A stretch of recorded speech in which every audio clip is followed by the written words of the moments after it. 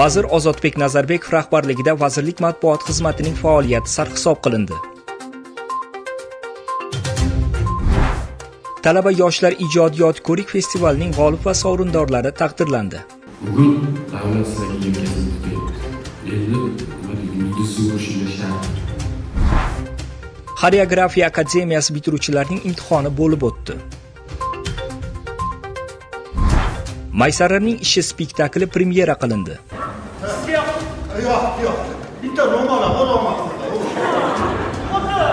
Shu va boshqa yangiliklarni Madaniyatnoma informatsion tahliliy dasturida kuzatib boring.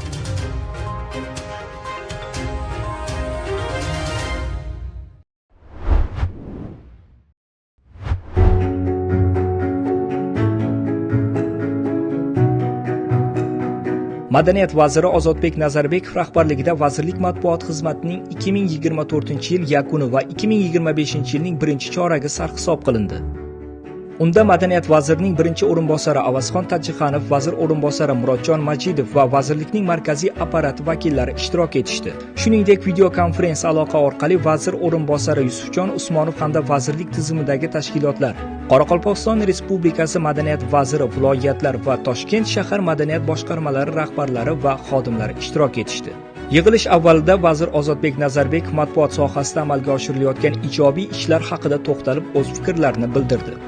Sohada amalga oshirilgan ishlar haqidagi hisobot bilan tanishtirish maqsadida so'z navbati Madaniyat vazirligi matbuot xizmati rahbari, vazirning axborot siyosati masalalari bo'yicha maslahatchisi Sirojiddin O'sarovga berildi. Axborotni berib bormoqda keyin 2024-yil yakuni va 2025-yilning birinchi choragi. Vazir Ozodbek Nazarbekov sohani qo'llab-quvvatlash va yanada rivojlantirish uchun 2025-yilning ikkinchi yarim yilligida kamchiliklarni bartaraf etish va berilgan topshiriqlarni ijrosini ta'minlash yuzasidan mas'ullarga topshiriqlar berdi.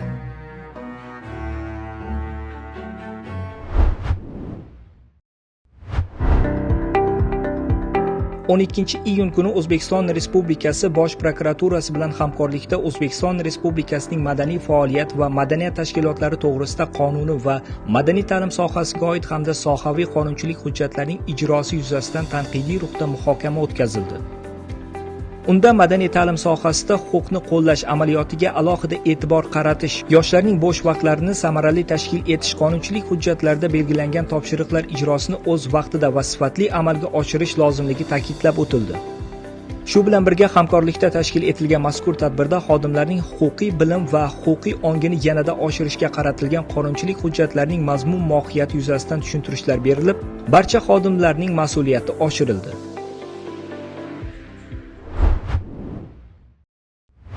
Bugun biz mana Italiyada Abruzza hududida O'zbekistonda xizmat ko'rsatgan artist Alibek Abdurahmonov bilan birgalikda juda ham qadimiy bo'lgan go'zal teatrda o'tiribmiz. So'nggi yillarda butun dunyoga ochilayotgan yangi O'zbekiston har jabhada rivojlanib boryapti. Prezident tashabbusiga binoan Vazirlar Mahkamasining tegishli qarori bilan O'zbekiston Davlat simfonik orkestri Italiyadagi Mozart kechalari 2025 musiqa festivalida ishtirok etishdi. So for both of you from the mayor Sindaco Diego Ferrara. Thank you very much.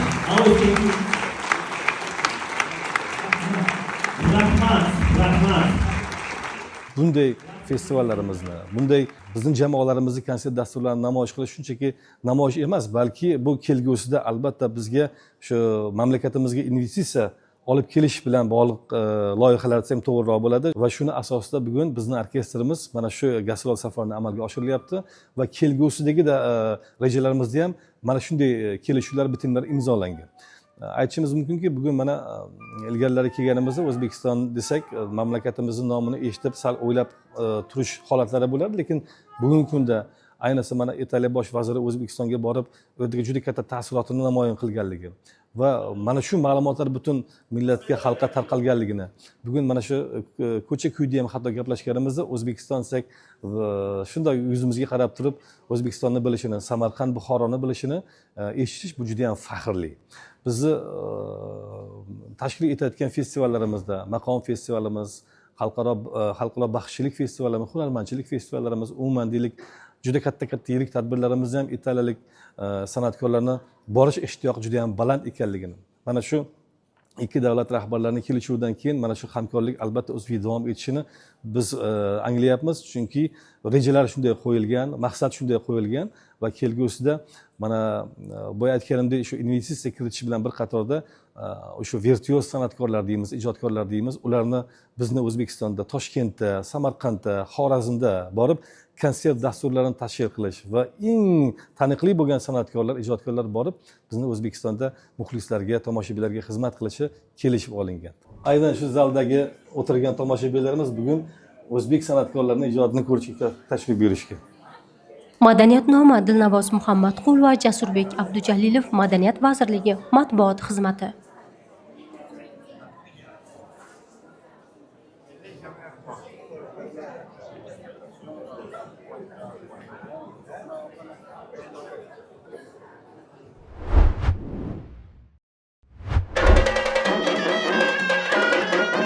Poytaxtdagi Turkiston san'at saroyida an'anaviy tarzda har 2 yilda bir o'tkazib kelinayotgan yosh ijrochilar respublika ko'rik-tanlovining taqdirlash marosimi bo'lib o'tdi. Ushbu marosimda vazir Ozodbek Nazarbekov ishtirok etib, g'oliblarni taqdirladi. Iste'dodlarni tanlab olish, xalqimiz orasidagi va ularga qaysidir ma'noda imkon yo'laklarini ochib berish maqsadida amalga oshiriladi. Shuning uchun o'ylaymanki, bugungi mana shu 70 ta nominatsiyani joriy qilish bu kichkina raqam emas. Bugun davlat sizlarga yelkasini tutyapti. Endi nima deydi, yulduzni urishinglar shart va majbur. Bu har qanaqasiga bugungi imkoniyatlar bilan eng yuqori cho'qqilarni zabt etish mumkin. Joriy yilning 28-maydan 2-iyungacha respublikamizda ixtisoslashtirilgan san'at va madaniyat maktablari, akademik litseylar, texnikumlarda o'qib kelayotgan iqtidorli ijodkor yoshlarimiz o'qib o'rganganlarini hakamlar hay'ati oldida namoyish etishdi. Jami respublikamiz miqyosida 628 nafar yosh ijodkorlar ishtirok etgan bo'lsa, 3-chi, ya'ni bu tanlovimiz 3 turdan iborat, 3-chi turga qadar 249 nafarga yetdi bularning soni va aynan ulardan bugun taqdirlanganlarni o'zingizlar guvoh bo'ldinglar. 12 ta yo'nalishda 70 ta nominatsiyada yoshlarimiz shaffof tarzda hakamlar hay'ati tomonidan saralab olindi. Rubob, Yo'ldashev, Sarvarbek Hamro'ovlar, Urganch ixtisoslashtirilgan maktab san'ati Ushbu ko'rik-tanlov shunchaki oddiy tanlov emas, unga o'quvchilar yillab tayyorgarlik ko'rishadi va bugun qilingan mehnatlar o'z natijasini ko'rsatdi. Allaberganov, Shohjahon Sherzodovlar Tuba nominatsiyasi bo'yicha birinchi o'rinni egallash menga nasib qildi. Buning uchun albatta men ustozlarimga, ya'ni Ulug'bek Abduvahobovga va jo'rnavozim Tatyana Igorovnaga katta minnatdorchiligimni bildiraman. Agar ular mana shunday meni darajaga yetkazmaganda, balki hozir birinchi o'rinni olish nasib qilmagan bo'lardi. Va keyingi o'rinlarda albatta ota-onalar turadi. Onamga kattakon rahmat, aynan mana shu sohaga meni olib kelishlari. Madaniyat vazirligi, aynan prezidentimizga ham o'z minnatdorchiligimni bildiraman. Aynan mana shu sohada musiqaga ham katta e'tibor qaratilmoqda. Aynan mana shu yillarda va mana shu yillarda musiqaga katta e'tibor qaratilgani bu biz uchun ham aynan baxtli, quvonchli lahzalar deb ayta olaman. Men ijro etgan asarlar asosan maqom bo'ldi, 3 ta tur bo'ldi. Bunda birinchi turda chalib bo'lib o'tish juda qo'rqinchli bo'ldi. Ikkinchi turga o'tarmikinman, yo'qmikin degan qo'rquvlar bo'ldi. Lekin Xudoga shukr, ikkinchi turga ham o'tdik. Ikkinchi turda ijro qilib, uchinchi turga ham o'tdik. Uchinchi turda ijro qilib, mana katta yutuqlarni oldik. Buning uchun hammaga rahmat. Eng avval ustozlarimga juda ham katta rahmat aytaman. Bobur Bahodirov, Adham Ochilov, Bekzod Oripov, eng birinchi ustozim Asal Haydarov kabi ustozlarimga juda ham katta rahmat aytaman. Shu darajaga chiqishimga shular sababchi. Konkursga kelsak, festival birinchi bosqichi juda ham qizg'in o'tdi. Hammamiz yaxshi tayyorlanib kelganmiz, yaxshi tayyorgarlikka ega bo'lgan o'sha doirachilar keldi. Omad kelib va menga boqdi. Birinchi o'rinni oldim. Tanlovda birinchi o'rin olgan o'quvchilarga oliy ta'lim muassasalarining ijodiy imtihonlarida soha bo'yicha eng yuqori ball olish imtiyozi beriladi. Yunusova Ziyoda Salim qizi, Respublika musiqa va san'at texnikumi. Madaniyatnoma Dilnavoz Muhammadqul va G'olibjon Haydarov, Jasurbek Abdujalilov Madaniyat vazirligi matbuot xizmati.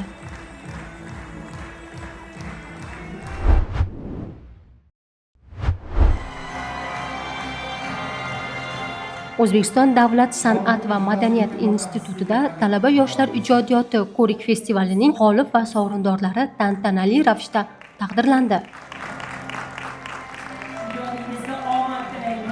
Ushbu festival an'anaviy tarzda ancha yillardan buyon o'tkazilib kelinadi. Butun yil davomida talabalarimiz o'zlarining ijodiy ishlari bilan, bitiruv malaka ishlari bilan oliygohimiz ustozlari va mana shu soha kishilariga o'zlarini ijodiy ishlarini taqdim etishadi. Mana shu ijodiy ishlarni taqdirlash, ularga bir rag'bat o'laroq kelajak hayotlariga bir katta oq yo'l tilash maqsadida demak institut rahbariyati tomonidan mana shu talaba ijodiyot festivali tashkil etilgan. Bu ancha yillardan beri bo'lib keladi. Mana shu jarayonda butun o'quv yili davomida faoliyat ko'rsatgan eng yaxshilarini taqdirlash, shu orqali rag'batlantirish va kelajak hayotlariga katta oq yo'l tilash maqsadi bu yerda asosiy hisoblanadi. Festival 15-maydan boshlangan bo'lib, bu jarayonda talaba yoshlar iqtidori hamda mutaxassislik fanlaridan o'zlashtirilgan bilim ko'nikmalarini ustozlari hamda Davlat attestatsiya komissiyasi raisi sifatida ishtirok etgan institutda faoliyat yuritmayotgan taniqli soha mutaxassislari ko'rigidan o'tkazildi. Konkursda xullas 12 ta badiiy so'z ijrochilari qatnashishdi. Men 13-chisi bo'lib ertasi kuni qolib ketilgan, ya'ni ro'yxatdan ham tushib qolganman. O'sha kuni yozilgan ijrochilardan bittasi edim va eng oxirida chiqqanman. Chiqdim, hech narsani o'ylaganim yo'q, yana yaxshi o'tdi deb o'ylayman. Tayyorgarlik jarayonlari 2 yil avval boshlatilgandi. Shu bilan konkursimiz o'tdi va bugungi kunni naqd biz 10-20 kun kutdik va ichimizda taka-puka hali bilmagandik va hozirgi sahnaga chiqishdan ozgina avval ham men kutib turgandim. Men chiqamanmikan, boshqasimikan deb va men aytganda hayajonda chiqib hech kimni ko'rganim yo'q sahnada va taqdirlayotgan odamlarni ham ko'rganim yo'q. Qaltiroq qo'limni qaltirog'i hali ham turibdi. Teatr san'at yo'nalishi bo'yicha tayanch doktoranturada 2-bosqichda tahsil olaman. Ilmiy ishimiz yuzasidan ilmiy maqolalar, konferensiyalarda, anjumanlarda qatnashib, xalqaro jurnallarda ilmiy maqolalar yozib tayyorlayotgandik va shu maqolalarimdan biri hisoblangan maqola bo'yicha eng yaxshi maqola nominatsiyasi bo'yicha oldim. Ilmiy ishim xudo xohlasa bitib qoldi. Himoya qilish arafasidaman. Ilmiy ishim O'zbek milliy qo'g'irchoq teatri an'analar va zamonaviy tendensiyalar deb nomlanadi. Festivalda eng yaxshi deb topilgan hamda talabalik davrida namunali xulqi va bilim salohiyatiga ega bo'lgan talaba yoshlar hamda o'z faoliyati bilan institut hamda yurtimizda san'at va madaniyat sohalari rivojiga hissa qo'shib kelayotgan pedagoglar va xodimlardan 60 nafari 35 ta nominatsiya bo'yicha taqdirlandi. Madaniyatnoma Dilnavoz Muhammadqul va Jasurbek Abdujalilov Madaniyat vazirligi matbuot xizmati. San'atshunoslik va ma'rifatshunoslik kafedrasi dotsenti Yulduzxon Nishonboyeva, Vatan kafedrasi professori Dilbar Malikovaga olqishlaringiz.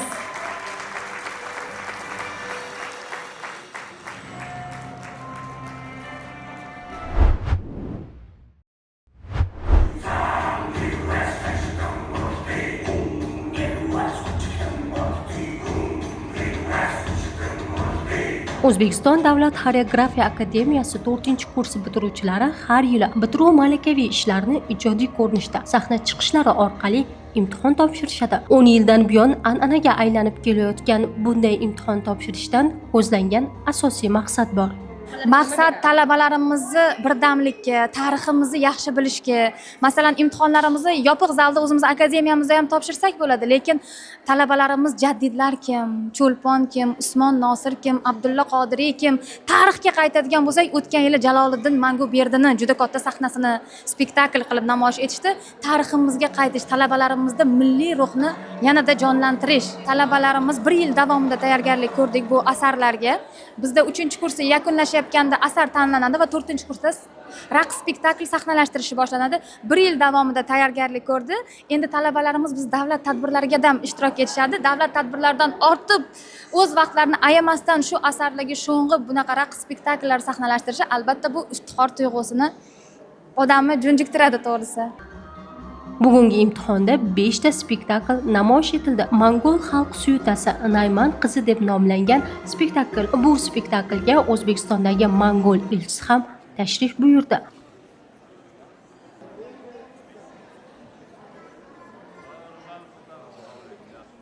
Bundan tashqari Pushkin hayotiga bag'ishlangan spektakl, amerikalik mashhur xonanda Whitney Houston hayotiga bag'ishlangan Qo'shiqlarda yashayman raqs spektakli hamda Cho'lponning kecha va kunduz romani asosida so'lg'in milliy raqs spektaklarini namoyish etishdi. Bo'lib o'tgan imtihonda bitiruvchilar nafaqat raqs, balki aktyorlik mahoratlarini ham ko'rsatib berishdi.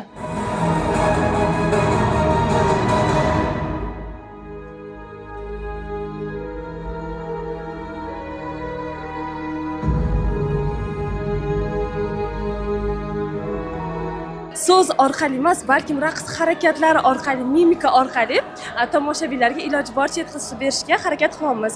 Shu fursatda biz bir guruh talabalari Mo'g'uliston Nayman qizi asarini olib chiqdik. Bu Siyuda 3 ta qabilaga mansub bo'lib, bunda nima desam bo'ladi? Mo'g'ulistonni kelib chiqishi, ularning urf-odatlarini ko'rsangiz bo'ladi. Imtihonimiz juda ham hayajonli tarzdasi. Yana xursandchilik tomoni shundaki, bizlarni bu ekzaminimizga shu Mongoliyani elchixonasining elchisi shaxsan o'zlari tashrif buyurdilar. Bu bizlarni juda ham xursand qildi. Ya'ni o'qituvchilar va o'sha hay'at a'zolari necha baho qo'ydi deb o'ylaysiz? Imtihondan o'tdilaringizmi? Endi bilmasam, bunisini tomoshabinlar baho berishadi. Talabalar juda ham yaxshi bular qatnashdi, hammasi qo'ygan raqslari ma'noli, oddiy raqslar bo'lmagan, hammasi ma'noli, chiroyli, o'zlari ijro etgan, harakatlari to'g'ri, janrlarni aralashsa menga unchalik yoqmaydi. Agar raqs to'g'risida gapirsak, raqs bilan hammasi ochilish kerakda. Shu meni fikrim. Yanada hammasini tabriklamoqchiman. Katta ish qilindi. Imtihon jarayonida Bahor raqs ansambli badiiy rahbari Ziyoda Madrahimova, maftunkor latofatli raqqosa Parizodani ham uchratdik. Ular hay'at a'zosi bo'lib emas, shogirdlarni qo'llab-quvvatlovchi ustoz sifatida kelishgan. Bitta hozir mana shu har bitta kurs o'zligi o'sha har bitta kompozitsiyani parchalarini sahnalashtirishgan, mustaqil sahnalashtirishdi. Bu demak mana shuni o'zi imtihon. Mana shu hozirgi o'tirgan komissiya va biz mutaxassislar, ansambl rahbarlari mana o'tiribmiz. Qoyil qolishdan boshqa gap yo'q. Sababi bu juda intiluvchan yoshlarimiz. Men bir narsani aytmoqchiman. Men bugungi yoshlarga havasim keladi. Chunki ularga shunaqa sharoitlar berilgan muhtaram prezidentimiz tomonidan bugungi mana shu chiqish bilan barcha qatnashchilarni, mana shu bitiruvchi yoshlarimizni, ularning domlalariga hammasiga katta rahmat demoqchiman va albatta yana kelajakda bundan ham chiroyli chiqishlar, chiroyli kadrlar yetishishini men talab qolardim. Raqqos va raqqosalarimiz bugun imtihon topshirishdi. Ko'rdingizmi siz bugun jarayonlarni? Albatta, yig'lab, ta'sirlanib chiqdim. Ishlasa bo'lar ekan-u. Ozgina qo'llab-quvvatlashi evaziga yosh avlodni ochilmagan qirralari ochilib, shunaqa chiroyli, ma'noli spektakl qilib raqslarni qo'yishdi. Bo'ladi-ku, ozgina zerikdim degan unaqa narsa, ozgina soniya ham zerkarli holat bo'lmadi. Necha baho qo'ygan bo'lardingiz? 5 baho. 5 baho qo'yaman, chunki ular o'quvchi bo'lib turib, men aytmoqchi bo'lganim, mana shu spektakllarni necha kunlardir mana shunaqa sahnalarda xalq uchun qo'ysak, menimcha o'ylayman, xalq olqishlar bilan chiqib ketadi. Ancha-muncha professional spektakllardan ancha-munchasidan 1000 marta yaxshi. Madaniyatnoma Dilnavoz Muhammadqul va Jasurbek Abdujalilov Madaniyat vazirligi matbuot xizmati.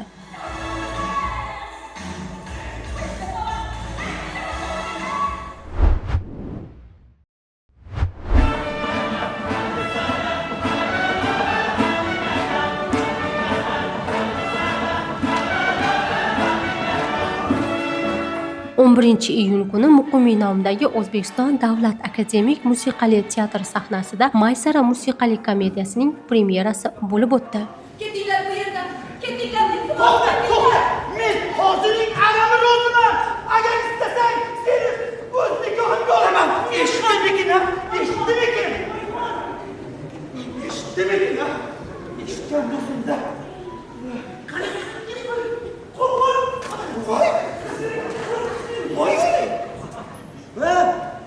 U sizdan uyaldi, bu qanaqangi odam ekan deb. Maysara musiqali komediyasining sahnalashtirilishida muhim rol o'ynagan ssenarist bilan suhbat davomida asarning g'oya va mazmuniga oid bir qator qiziqarli jihatlar haqida so'z bordi.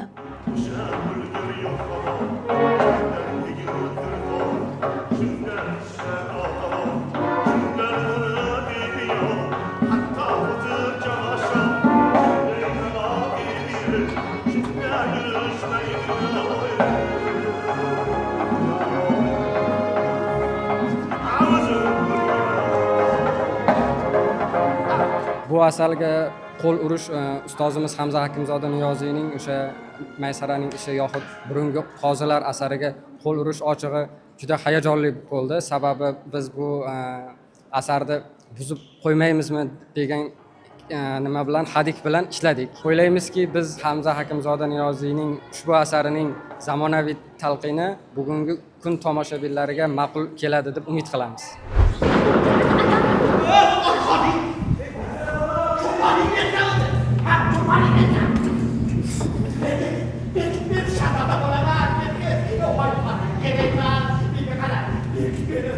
Mana bu xonaga kirasiz.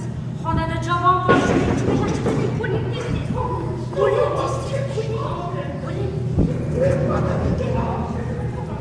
Quvonarli narsa, bizni teatrda yana bir yosh rejissor shu asar bilan tug'ildi. To'g'ri, oldin ham konsert dasturlari, bolalar uchun spektakllar qo'ydi, bir 3-4 ta yaxshi narsalar qildi. Bu klassik, katta, jiddiy asar bilan birinchi marta duch kelib, buni Xudo xolasa muvaffaqiyatli yakunladi. Sizga yo'q. Bitta ro'mol bor olmoqda. Ota, mana bu to'nni Samarqanddan. Mana bu ishdagilar esa Buxorodan keltirishdi. Bugun juda hammamiz ham hayajondamiz, chunki 4 oylik, 4,5 oylik mehnatimizni bugun rohatini ko'radigan kunimiz. Avvalambor mana shu teatr jamoasini, qolaversa Ilhomjonni shu yerda spektaklda ijro qilgan barchani premyera bilan tabriklaymiz. Siz bir qizni deb og'zingizga kirgan gapni qoldiraverasiz. Turadi o'sha. Yoqib tashlang. Sizni qozilik martabangizga gap chiqmasligi uchun bu arzimas boshimni necha marotaba kundaga qo'yib, necha marotaba qo'yganimni eslatmoqchi.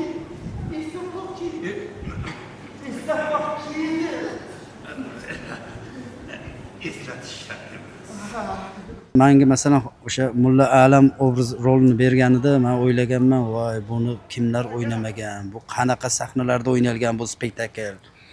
Masalan Bahodir Yo'ldoshovlar qo'ygan bu spektaklni, Farhod Abdullayevlar o'ynagan, Husan Sharipov o'ynagan kinosida. Shu ustozlardan keyin qanaqa bo'larkan deb keyin o'zimizcha harakat qildik. Birinchi marta biz buni o'sha kinosidagi muzikalarni olib, musiqali dramaga aylantirib, buni sahnaga qo'ydik. Xudo xolasa tomoshabinlarimizga juda yoqadi. Shu sizni bog'ingizda bir gul bor. Bizda esa yo'q. Sizga bir narsa berishim kerak. Mazkur spektakl o'zbek teatr san'atining yorqin namunalaridan biri bo'lib, unda xalqona hazil mutoyiba, satira va musiqiy ohanglar uyg'unlashgan. Sahnadagi har bir obraz, aktyorlarning mahorati, sahna bezaklari va jonli ijro tomoshabinlarda chuqur taassurot qoldirdi.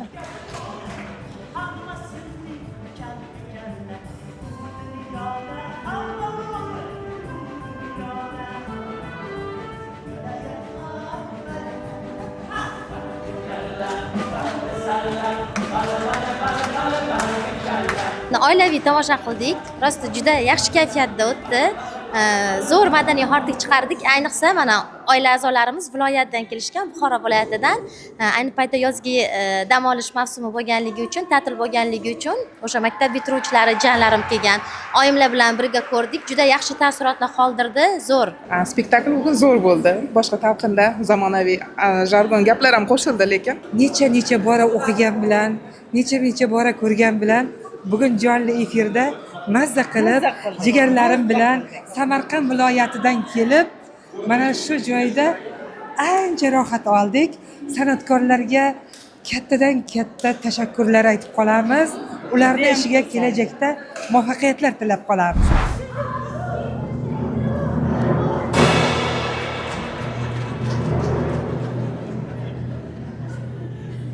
Aktyorlarning chin dildan samimiy so'zlari ularning rollariga bo'lgan mas'uliyati va sahnaga bo'lgan hurmatini yana bir bor namoyon etdi.